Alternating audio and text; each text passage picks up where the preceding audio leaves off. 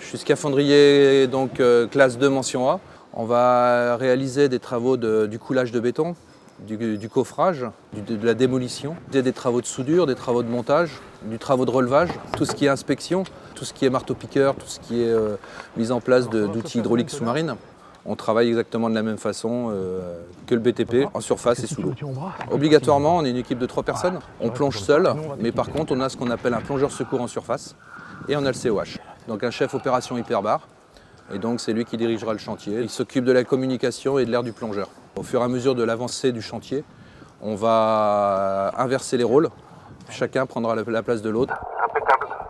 Profondeur 4 mètres, tu continues à descendre. Ok, reçu. En termes de sécurité, tout est vérifié, revérifié. Déjà pour savoir, au niveau du baudrier, savoir où se trouve tel objet.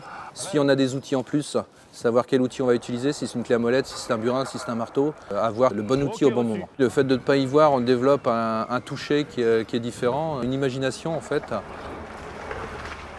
On voit les yeux au bout des doigts et puis il faut être calme, il faut être posé. Que ce soit la rivière ou que ce soit l'eau de mer, il faut rester humble, il ne faut pas se prendre pour des surhommes.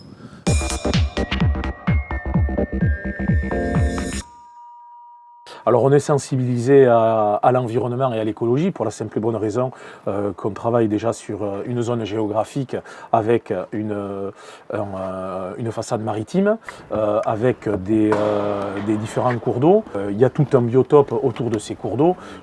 Ça serait évidemment pas judicieux de ne pas prendre en compte les différentes périodes de migration des oiseaux, des poissons. On n'est pas là pour détruire le biotope. Donc notre travail aujourd'hui, c'est de savoir sur les différentes méthodes d'application et procédés d'application, si oui ou non, on a un impact négatif sur l'environnement. Si on a un impact négatif, on en parle, on contacte les fabricants de ces produits et à partir de là, on essaye de développer avec eux quelque chose qui ne gêne pas le biotope. On va prendre l'exemple d'un agrandissement de port. Il va y avoir une étude par scaphandrier sur la faune et la flore. S'il y a des espèces qui sont, on va dire, protégés. On va tout faire pour ne pas y toucher.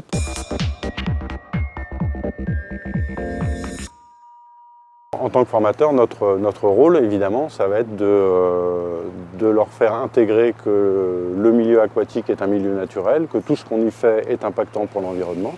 Prendre des gens qui soient compétents en surface, les former et ensuite mariniser les gens pour que tous les acquis qu'ils ont en surface soient exploitables pour ce qui est des travaux sous-marins. Alors sur le domaine terrestre, déjà la sécurité a son importance, que ce soit dans le domaine disons, des EPI, le casque, le baudrier, les chaussures de sécurité, que ce soit dans le domaine de l'environnement aussi, les engins, dans le domaine de l'immersion. La sécurité, je pense, est quand même multipliée par 10 si c'est pas plus, quoi.